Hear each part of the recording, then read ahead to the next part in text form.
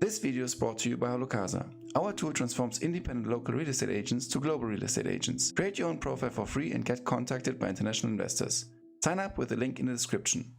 Hello and welcome everyone to our 100th session of HoloCasa. My name is Michael and today I'm talking to Shanne Carvalho from Santa Cruz in California. Shanne has over 20 years of experience in real estate, is very experienced in flipping listings, and has been a mortgage broker as well. Shanne, thank you so much for being on the show. Why don't you introduce yourself to our audience? Thanks, Michael, and thanks for having me. And wow, 100th. I feel like that's a lucky number for me. Yeah, I am actually the son of two Portuguese immigrants, and it's interesting because you're in Lisbon, Portugal. But yeah, I grew up here in Santa Cruz County. We're a small town here on the Northern California, but on the coast, on the beautiful Monterey Bay. And I know even in Portugal, you might be familiar with the Monterey Peninsula, Carmel, Pebble Beach. Of course, San Francisco is about an hour north. So just about 30 minutes south of the Silicon Valley. And so technically people would consider us like the South, just South Bay, south of the Bay Area. But I am fluent in Portuguese, Spanish, and English.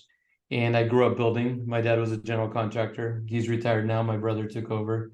But I am still a licensed general contractor, and I've been in the industry for about 23 years. Started off as a mortgage broker, and now I've been in sales for the last 14 years. Do flip some properties. We're full service. We help our clients pretty much flip their listings to sell. Have my own stager. We stage our listings. She's been with me for about 14 years. And we also have an Airbnb business, have a few units. I do have a management company that manages those, but we set those up, and that's some additional passive income. I'm with EXP, so I'm global. We're in many countries now. I do have a team. I have a production team as well as, a real estate organization that I've built, around the country and around the world. And continuing, my goal is to continue growing and, continue to build my passive income and eventually start to step out of day-to-day production. Nice, very good, very interesting. Give us a quick overview of Santa Cruz itself. You have like San Francisco on the top, then you have San Jose, you have the Bay Area, I guess it's on the other side, or I know it's basically on the other side. You have like Silicon Valley. How do I categorize Santa Cruz? Is it like where the rich people are even richer, or is it a very nice secluded, let's say, area where a lot of people go, where it's like not that expensive yet? How can I imagine Santa Cruz? Well, it's interesting because before the pandemic, it's a community that the southern part of the county is big on agriculture. In fact, we export produce all over, to different parts of the world, all over the country. We produce here locally. We export the most garlic, artichokes, strawberries, tons of greens like lettuce, etc. Like we're a very big agricultural community in South County. A lot of small businesses and entrepreneurs. We get a lot of tourism from the Silicon Valley, so we have a lot of second homes, beach homes, etc., where a lot of the Bay Area comes in vacations in the summer and during the warm season. They come down on the weekends to go to the beach. So pre-pandemic, it was like that. And our median price back then was about 830,000. And since the beginning of the pandemic, our median price now went up to 1.35 million. What happened was a lot of the Silicon Valley folks, where their median price is 2.2 million, they see homes as a bargain. A lot of them wanted to get out of the city during COVID, now that they could work remote, wanted to be somewhere that they can enjoy better. What better place than the beach? Not only do we have the beach here, but we have beautiful woods and trails and hiking, and we have everything down here. And so we've turned into not just like a second home market, but a primary market for a lot of people from the Bay Area. There is some long-term family wealth from families that have been in this area for many years. There's also some wealthy, successful, business owners that own large companies, whether it be in produce, or we even have some tech down here. So, a little bit of everything. So it's a very diverse community. South County, you'll have a lot of the agricultural labor force. And as you move mid-county, Aptos kind of area I live would be the more affluent part of the county. Then when you get up into Santa Cruz, then, you have, downtown Santa Cruz, which has a lot of shops and restaurants. And then, of course, a lot of people know the Santa Cruz Beach Boardwalk which is a very old historic amusement park that's on the beach there, as well as Santa Cruz Wharf. So you get a little bit of everything here. And, when you're on the water, prices are much higher than as you come inland. Yeah. And as you go south in the county, the prices go down as well. How much do you commute around, like from Santa Cruz to San Jose, for example? So I do business on both sides of the hill. They call it the hill because you climb over Highway 17 to get over the coastal mountains. And it's about 30 minutes to Los Gatos. It's probably 2-3 times a week. Yeah. Ever since the pandemic and more remote, and being that my company's cloud-based, I mainly go check on properties, go check on projects. Most of my day-to-day business is done online or on Zoom.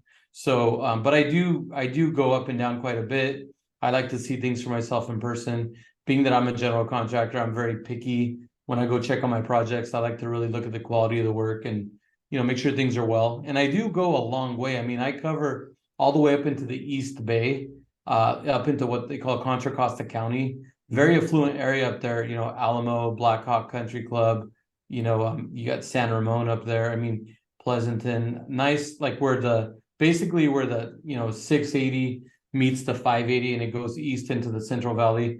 That corridor there, I do a lot of business. And then on this side of the bay, on the peninsula, going up towards San Francisco, I don't go quite up to San Francisco. I have an agent that I refer business to there, but I do business up the peninsula. And, San Jose, Santa Clara, Sunnyvale, Cupertino, Mountain View, Palo Alto, that whole pocket going up the peninsula, I do business. And so, yeah, I'll run up and down and I'll drive, anywhere from 30 minutes to an hour and a half north. I also cover the whole Monterey Bay. So I'll go down to get to the Monterey Peninsula, to the Carmel, Pebble Beach, Pacific Grove area. It's about just under an hour, maybe 45 minutes to an hour. And so I do business down there as well. And so I cover, 6 counties to be precise. But now that I've built my organization, I have agents that I reach out to in different parts of my market that help me out. So I have agents on my team that'll cover open houses, go meet inspectors, go open up the door, go help me do things. I don't have to be the one that does all that like I used to. Yeah, it makes total sense. We'll come to that later, to all your service offerings. Before that, I would like to go a bit into market prices. You just mentioned like 180 to 1.5 million. First question, what unit are you talking about for maybe the non-residentials, like the non-US Americans? When you talk like, is it a one family home? What is it for a unit so that we have like comparable? Got it. Yeah, so these are single family homes that I was speaking to. So the median price of a single family home in our market's about 135. If you go to condos, townhouses, I didn't check this last week, but I mean, if you want like a range, like you could still get into a condo for maybe about 450, maybe a 1-bedroom. But I mean, depending if you go to the beachfront or where you go, I mean, they can range anywhere from 450 to 2.9 million. We just missed out on a beach one that was 2.9. So realistically, you're talking condo, one bedroom condo?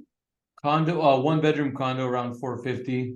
What I'm talking about though is like those a 3-bedroom townhouse on the beach. That's some clients missed for 2.9. But if you're looking for the kind of the average price, if you want to get into a condo or a townhouse here in the Santa Cruz area, I'd say 800, 850 would be safe to get something nice. Gotcha. I'm just saying on occasion, you might find a little 1-bedroom or a studio, in South County, like in the mid-4s. Yeah.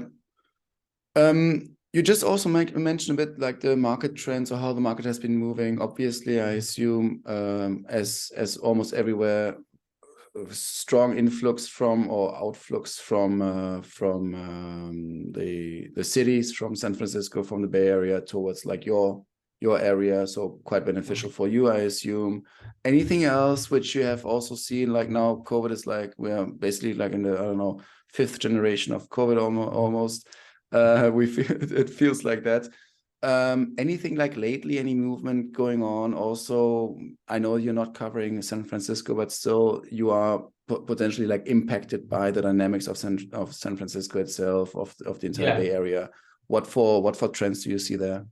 Well, so I mean, the market shift impacted us just like it impacted a lot of other markets. And I mean, we've obviously been dealing with inflation just like you have in Europe. I mean, what it comes down to is the rich are still getting richer. And so, stuff here on the beachfront, I mean, we just had a property that was $15 million going to contract like within a couple of weeks. And it's a beach property, 15 million, like no problem. Another colleague of mine just listed something for just under 3 million. They sold it in 5 days. They had 3 offers that went over 3 million. So people are still buying like hotcakes stuff along the ocean. The stuff that's a little softer, the market's softer, is stuff when you move inland a little bit, a little more inventory. We still don't have a lot of inventory. Considering what's going on with the market shift, we still don't have a lot of inventory. But it shifted from a seller's market to a little more of a buyer's market when it comes to the average home in the market. So you still have buyers out there. A lot of people are on the fence. We have a ton of people just waiting to see, well, what's going to happen? Because this is a bad combination. Interest rates went up tremendously. I mean, interest rates nearly doubled over the last year and a half. How much do you expect, right? Or can I expect as a home buyer, maybe first home buyer or second home buyer in the US or in California, maybe if I have like an average medium salary? Well, I mean, for an interest rate, I mean, you're probably looking at, 6.5% to 7%.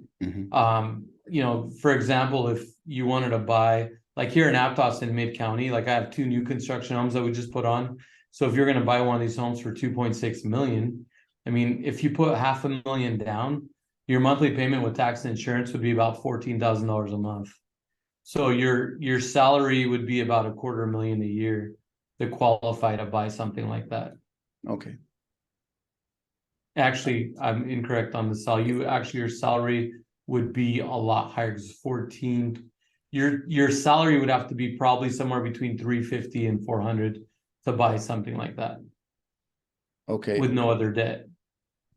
Okay. Can you repeat the monthly payment again? So like a $2.6 million house, with around $500,000 down. So let's say about 20% down. Yeah. Your payment with tax and insurance included in the payment would be about $14,000 a month. Okay. So if you have no other debt, you would have to make about $350,000 a year to qualify. If you do have other debt, auto payments, loans, credit cards, whatever, then you'd have to make more income than that to qualify. That's for something for 2.6 million. Obviously, you could still buy something around the median price, and obviously the payment would be a lot more manageable. Yeah. Interesting statistic, our county is number 2 in the nation right now. Number 2 in the country for level of how expensive rent is. We're the second most expensive county in the country to rent. I mean, basically, a 2-bedroom is like $3,200 a month. It'll take 4 minimum wage salaries to be able to afford that. 4 full-time minimum wage salaries to afford that rent. So it's a very expensive place to live, even considering everything going on in the economy. Like it's tough right now. Housing is very expensive, and it's been a crisis here for a long time. They're constantly trying to find low income options and ways to fix that. Wow, definitely there's like a very, let's say, a lot of white space for affordable housing, I guess, in the Right. Bay Area. Yeah. Coming to your, focus on area of focus on basically also the listing types. Is there any particular focus you are putting on? Like, because you are so, let's say, geographically, you're very, very flexible. You're moving across, you said how many counties? It's 5 almost, no? Well, 5 to 6 counties is what I'm covering that I'm very involved in. Outside of that, I have a good referral network, but we do cover, and I do have agents on my team that help me cover those 5 to 6 counties. And within those counties, are you focusing on one particular type of real estate? So is that like your sweet spot, or how can I imagine?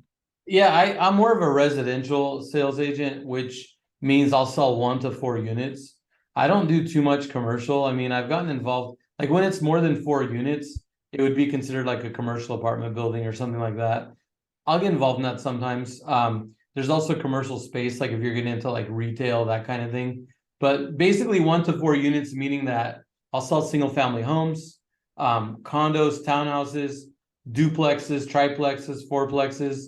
I also sell raw land. I have a couple land listings right now One's over 300 acres. Another one's just a small lot that a house burned down during the fires last year. And so I'll do land. And then with my construction background, I'm able to help clients with very challenging properties. Maybe a house that went through a fire, maybe something that, just got severely damaged from a slide or what have you. Or, I can deal with problem properties. I can deal with foreclosures, corporate relocations. I mean, I have a lot of experience working with the banks and in corporate relocations. So I would say I'm a full service residential agent, and I focus more on helping sellers. I help buyers as well. Happy to help buyers.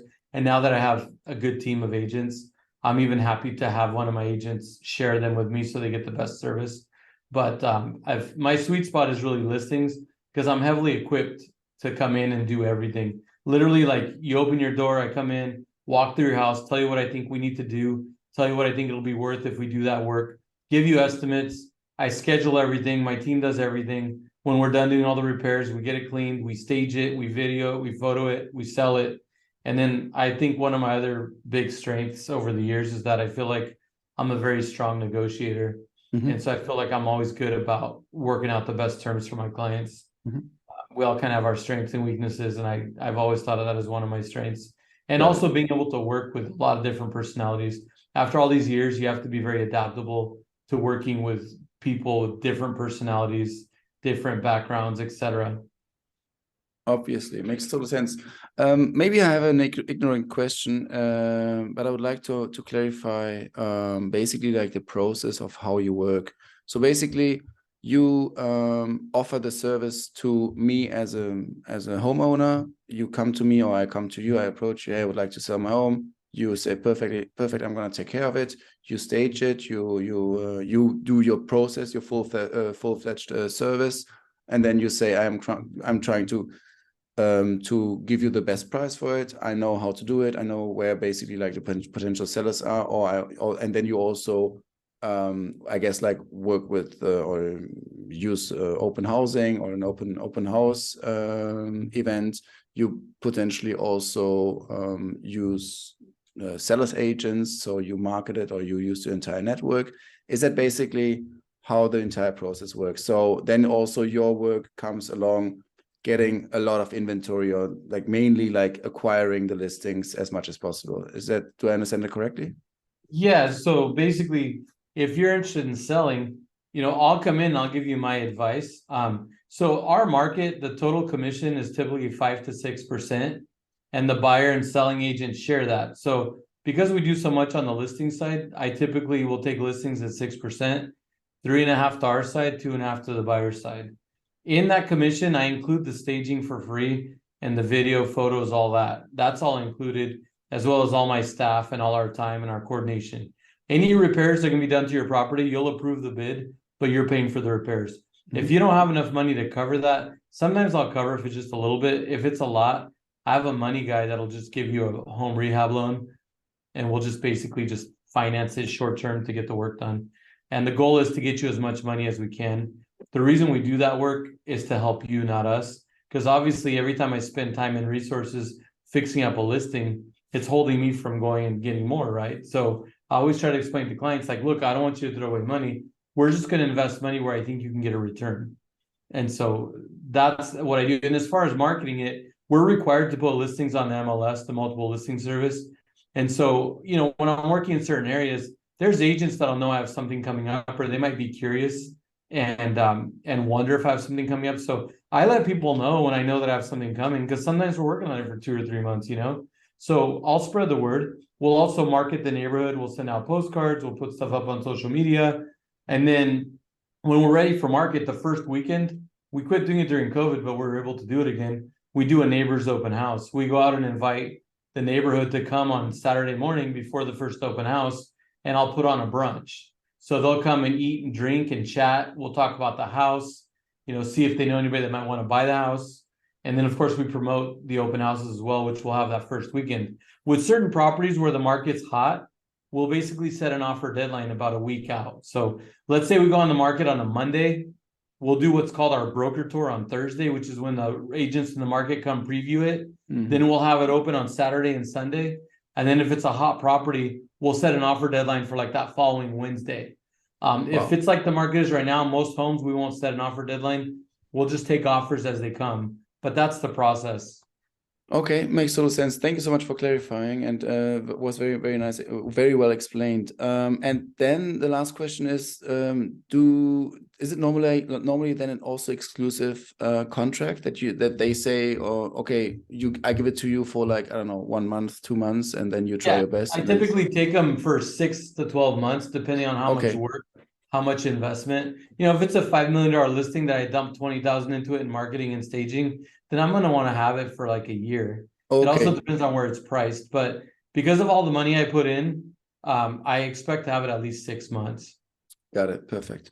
Now, thank you so much. Perfect. You mentioned your team before. I would like to understand a bit like also about your organizational structure, because it's not only you have like a full-fledged team behind you, right, who do a lot of things. Give us an overview, a more in-depth understanding of how you work.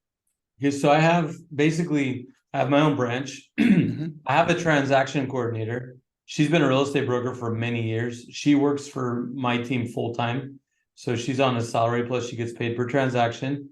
And she manages all the transactions and she uploads them to, our EXP platform, and just basically works between the title company and EXP and the other agents getting the transactions through.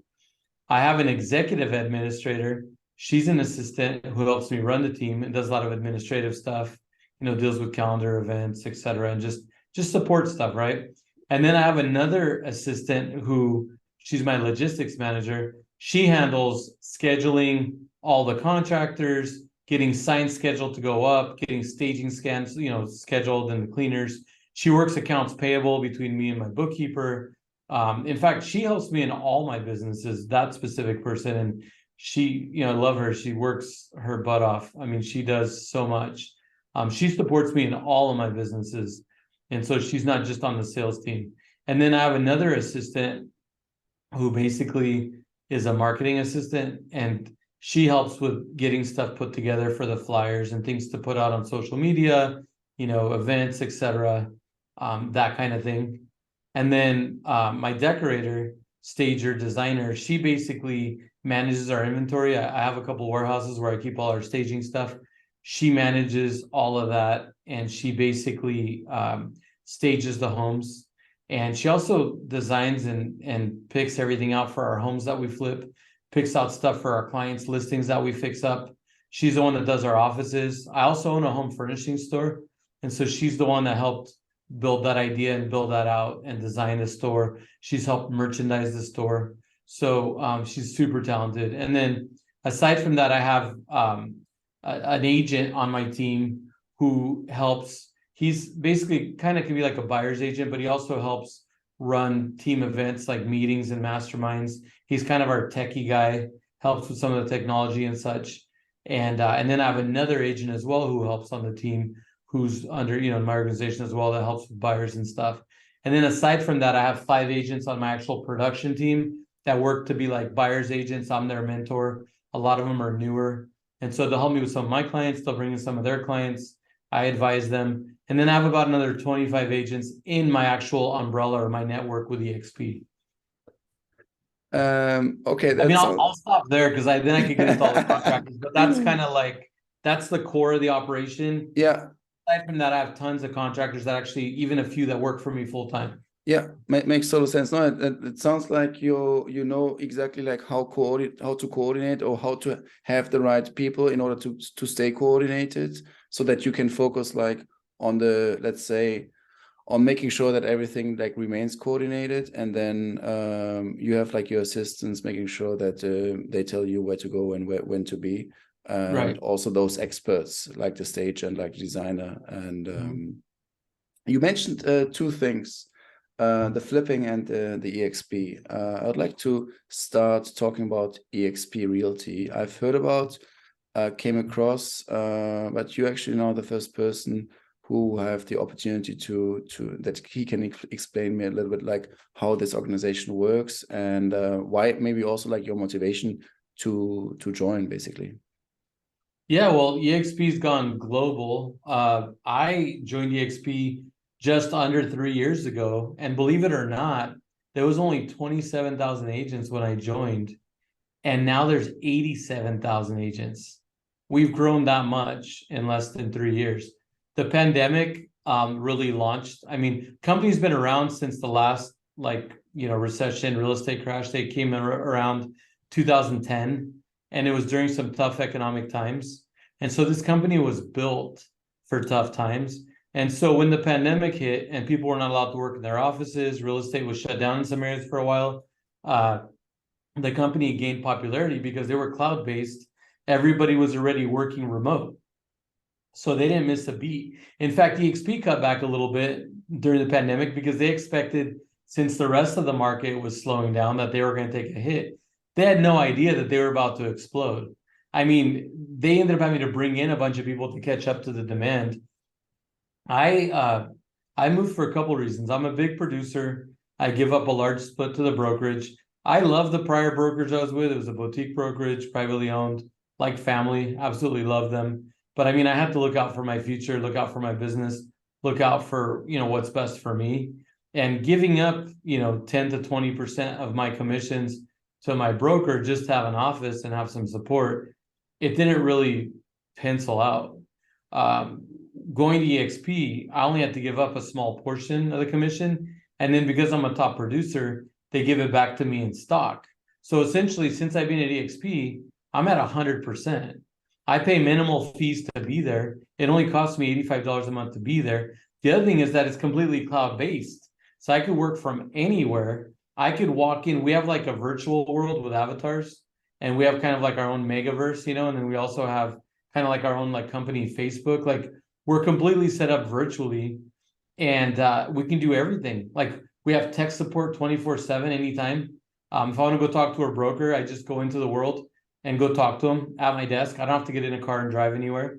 I mean, the convenience, and being that it was COVID proof, I mean, it was like, I mean, that was just kind of what got me interested.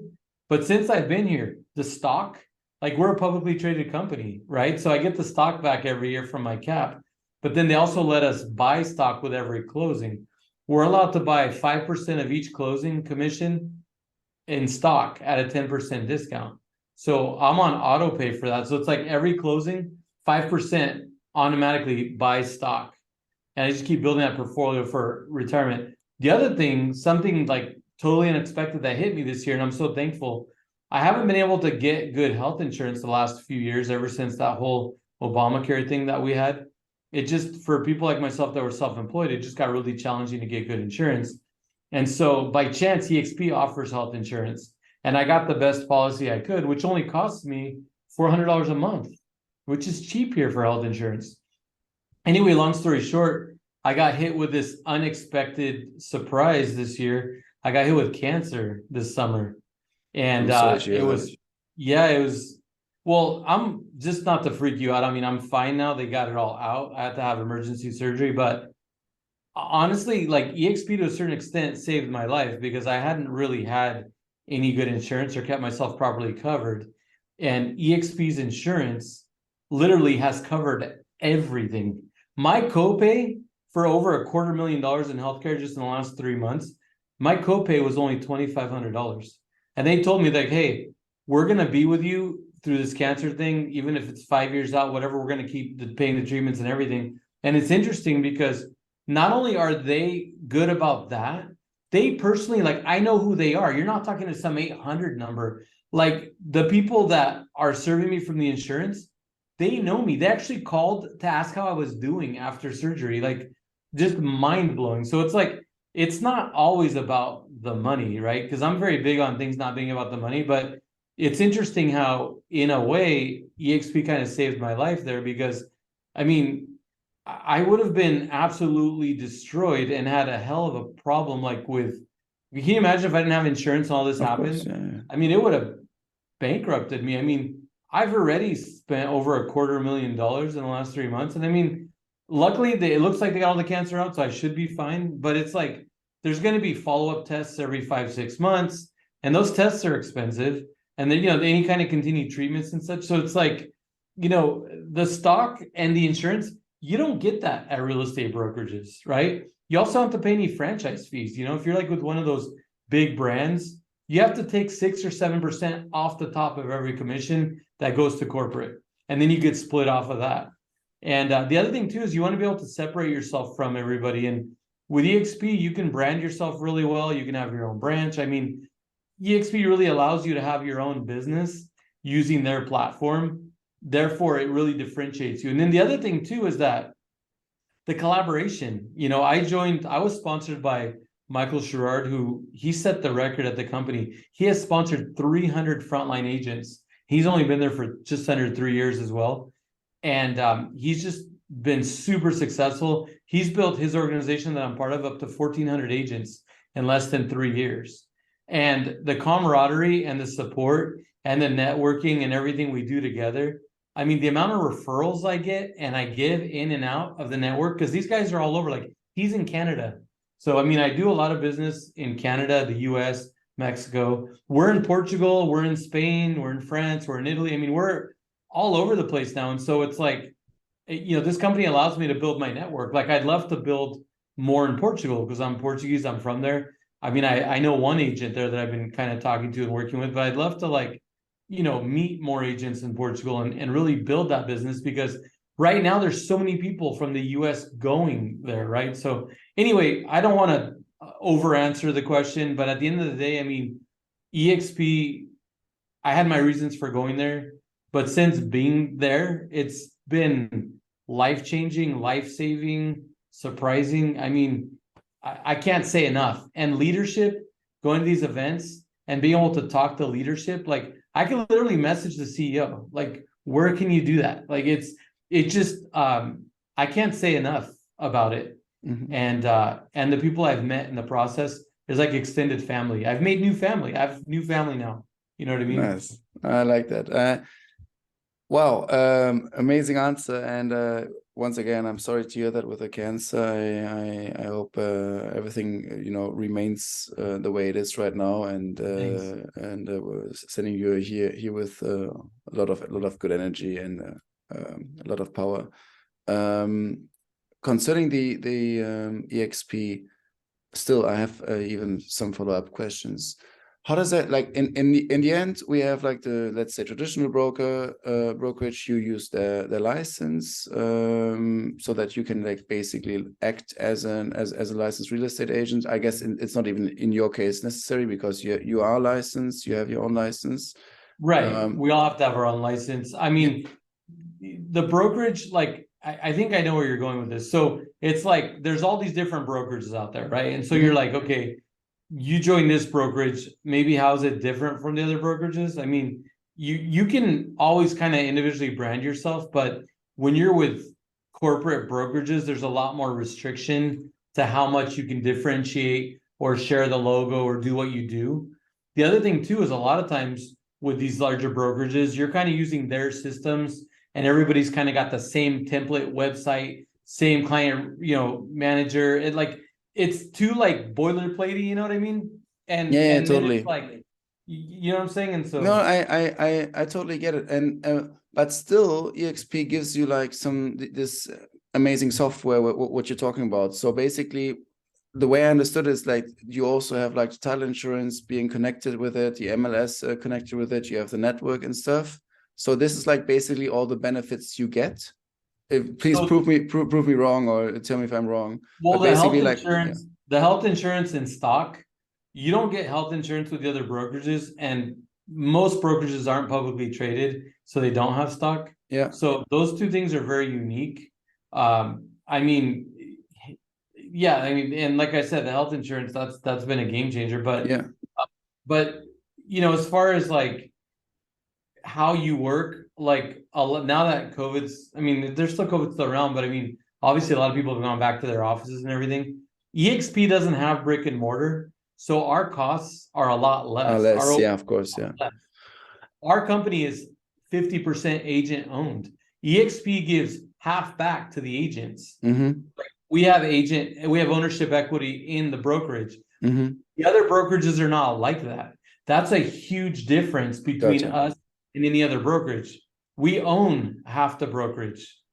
Makes total sense. No, it makes total sense. Do you also, I've talked to various people and I know it's always a challenge with referrals, or let's say buyer's agent, seller agent, or referrals, whatever it is.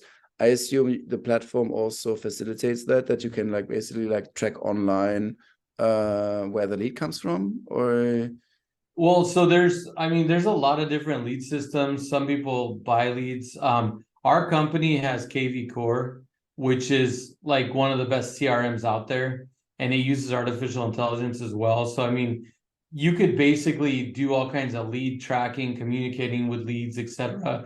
You can transfer leads between agents.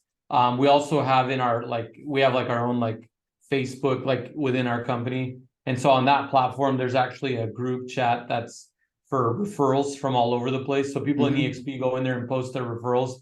And so, some people can transfer those from their CRM or they'll transfer directly. So, I mean, there is plenty of networking. Like I mentioned, I've had a lot of success with referrals inbound and outbound being with EXP. I mean, even at my prior brokerages, I'm big on doing referral business. And the standard referral practice is that if you send out a client, when they closes, you get 25%. Someone sends you a client, typically it's the same thing. So they get 25% of the gross commission. Gotcha. It's great for people sending, referrals to me here, because if they're in like most real estate around the country is a lot cheaper than here. So it's like if someone from Louisiana sends me, a $2 million seller here, their average price is only like 200,000. So it's like they'll probably make 5,000 on a regular sale, but their referral to me will be like $15,000 because just on the referral, because of the cost of California real estate. So it can be really lucrative, especially for people referring into California. Yeah, makes sense. Do you also have this program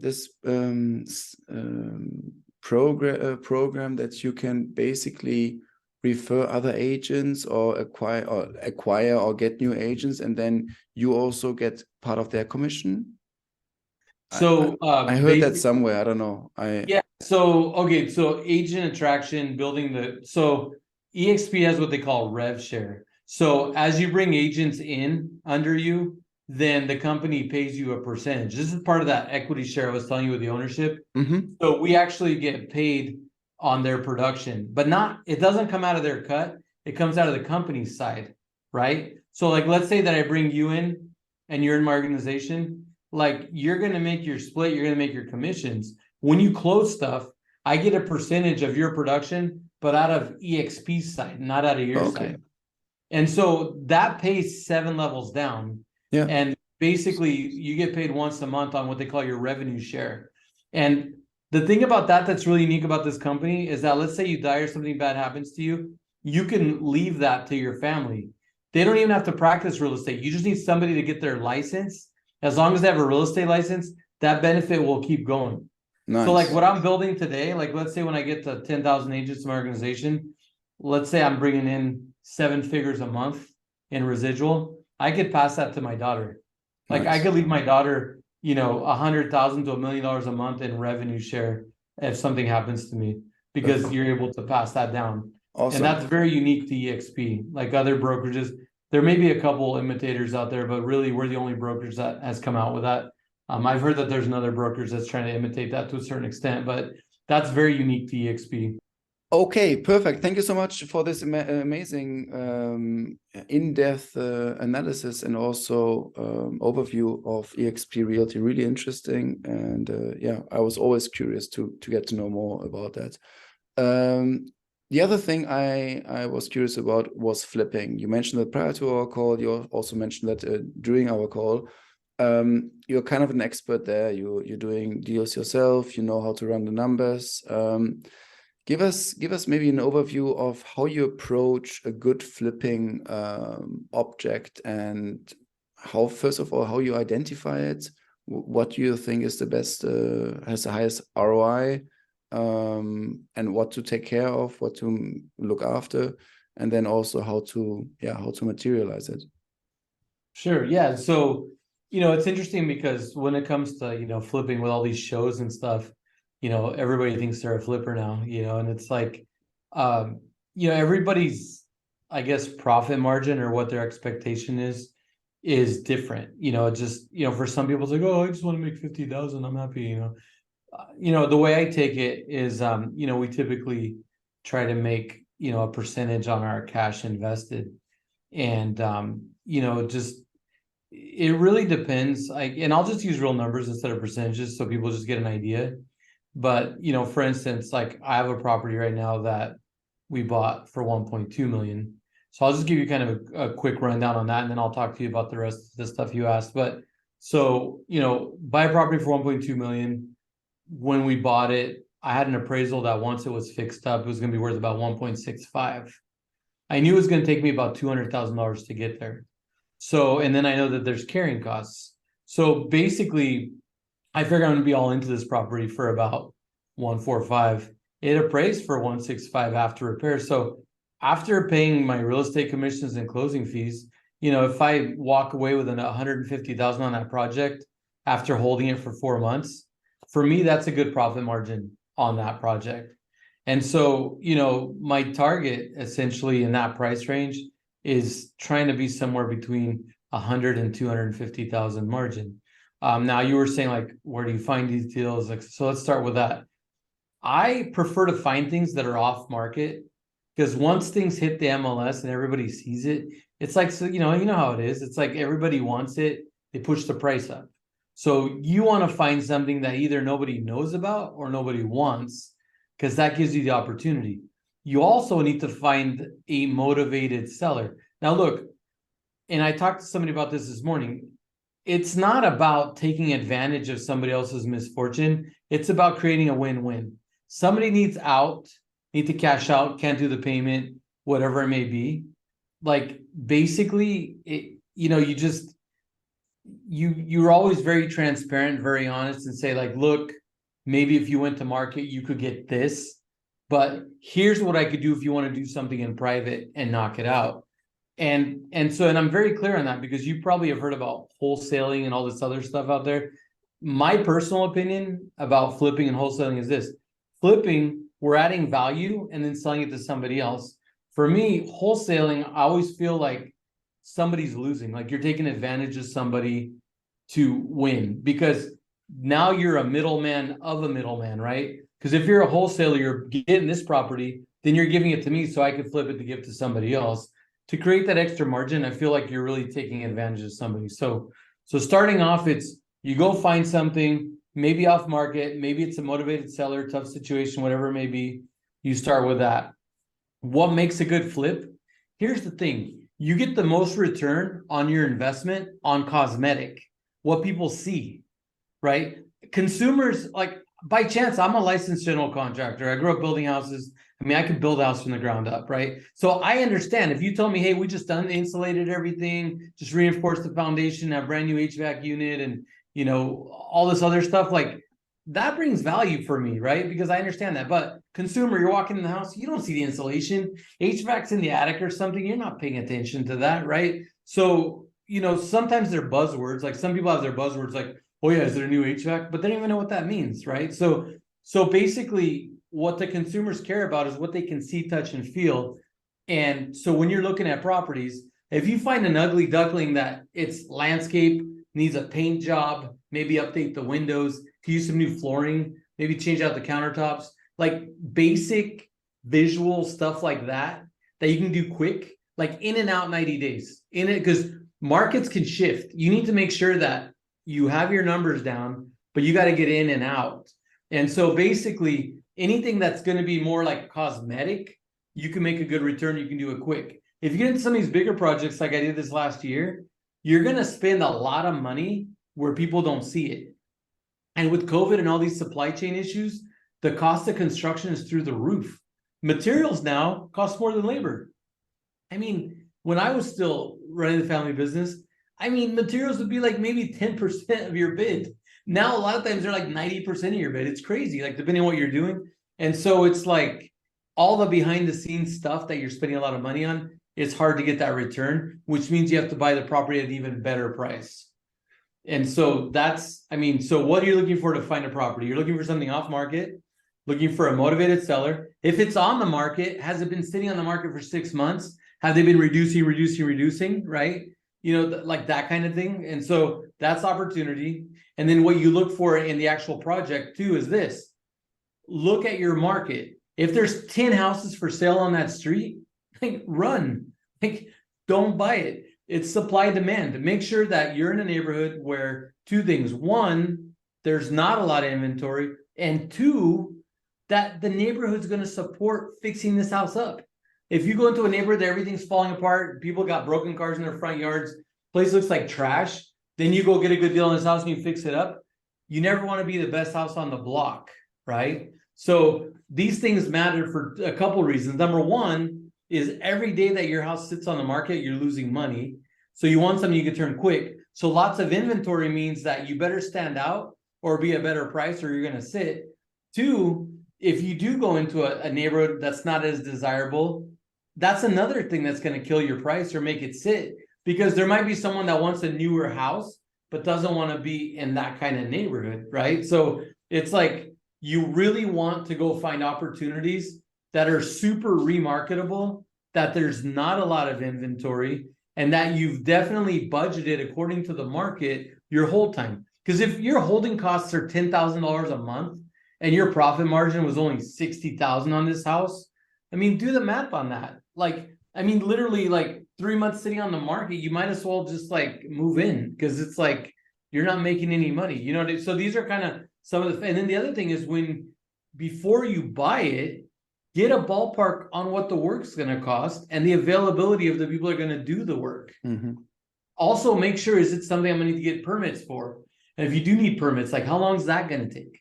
How backed up is the county or the city, you know, and what are my permits going to cost? You know, so there's a lot to consider when doing it, but you also have to be cautious and, you know, don't, you know, because I mean, in California, I mean, like right now, the most expensive flip I had this year, we bought it for 2.2 million. The market shifted, and, you know, we're going to be lucky to get just under 2.6 for it. But I mean, do the math on that. That thing costs $600 a day to hold that property. So how many people? Sorry, go ahead. I'm sorry? No, go ahead. No, I'm just saying $600 a day to hold this property. So, I mean, do the math on that. You know, 200 days, $120,000. So you got to be really careful with, you know, with these flips and being able to sell them once you get the work done. And you, I guess you don't get a mortgage on it, do you? I mean, no, I do. I mean, some of them will be cash. I mean, I don't, you know. Yeah, I mean, that's 2.2 million in cash. No, but you know, that's why. Okay. Well, I was going to say, it's not good use of money. So there's a couple different ways to do it. Right now, we use what's called a fix and flip line of credit. There's banks out there that will finance flips. So give you an example, like I could buy this house for 2 million, right? And then let's say I have 300,000 in work. So it's 2.3 million. The bank only needs me to put 10% into it, and they'll finance the rest. They'll finance 100% of the rehab, right? But the old school way that I did it, that I could still do, but now this makes more sense, I would get private money, because a lot of these houses are not financeable. So I'd get private money. So I put, you know, 25% down. They give me 75%, interest only, higher interest rate. I pay for all the work myself. When it's done, I sell it, pay everything, right? That was the traditional way. So you could always go all cash too, but then that's not smart, because well, because let me give you a thought. So this year, in one of the LLCs I was controlling $12 million in real estate with only $1.2 million. Think about that for a second. If I did it the old way, I would need at least 25% just in down payment, which on $12 million, that's $3 million. That doesn't even include all the construction costs. You know, if my average construction cost was $200,000 per property, that was 5 properties, that's another $1 million. So I would have to have $4.5 million to control those assets a couple of years ago. But with a new fix and flip line of credit, I can control those assets for only 1.2 million. That's leverage. That word, leverage, is huge. That's leverage. It is. Very nice, very good, very interesting. I love your energy. I love all your expertise. I know you could talk for another 10 hours straight, Oh and yeah, it I'm wouldn't I'm become. never guilty of not being able to hold up my end. No, I Yeah, love it. no, I really never. love it. Sorry. Thank you so much for all your seriously, like, for this hour. I really learned a lot. You gave me a very interesting overview of Santa Cruz, how the market is right now moving, how how the entire real estate market right now is working. EXP, you gave us a very interesting overview on this one, very in-depth one, and also on the flipping side.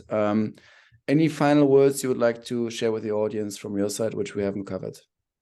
Well, I mean, one thing that's guaranteed is that real estate will always be a good investment. Real estate will always go up. I know right now there's a lot of doubt. People are nervous, people are scared, they're worried. It's a good time to buy, right? Just get something and don't worry. I mean, if it dips a little more or whatever, it's a good investment. I mean, that's fine if you like playing stock market or other things. I mean, I'm not going to dissuade you from that, but just believe in the real estate market and don't freak out and pull your investment. Just let it ride. Just make sure whatever you get into, just make sure you can let it ride. But I'm big. I mean, my entire life's been dedicated to real estate. I'm 100% committed and advise people to not be freaked out about what's going on right now. This will pass, and the next year or so, we're going to be looking back being like, oh, there was a little bump in the road, but that's what it is, right? I mean, there's just the media and people just create so much drama and freak people out. This is not a real estate crash. These are challenging economic times. 2008 was a real estate crash. This is not a real estate crash. Remember that. Remember that. Very different market. The other thing too is if you do buy and you get into these interest rates, well, guess what? Interest rates aren't going to keep going up. They're eventually going to come down. Hey, if you can make the payment for the next year and a half, by then you should be able to get a decent rate and refinance to a lower rate. So it's like, there's really not a reason not to get in the market. People are sitting on the fence right now are missing opportunities because they think they're waiting for the bottom. But the problem is when they think they hit the bottom, it already came and went. You're never going to time it. You're not going to time the bottom. You're not going to time the top. Just make good decisions for yourself. I mean, that's the best advice I can give in this market. I love it. Shanne, thank you so much for your time. Thanks so much for all your words. I'm sending best regards to the Bay Area, to Santa Cruz, and we talk soon. And yeah, thank you so much for everything. Yeah, no, I'd love to connect with you and talk some more. And yeah, I'd love to see what we can do out there in Portugal. And that's Absolutely. cool that Let's do my that. buddy Okay. over there. Bye-bye. Thank you so No. much. Yeah. Bye. Bye.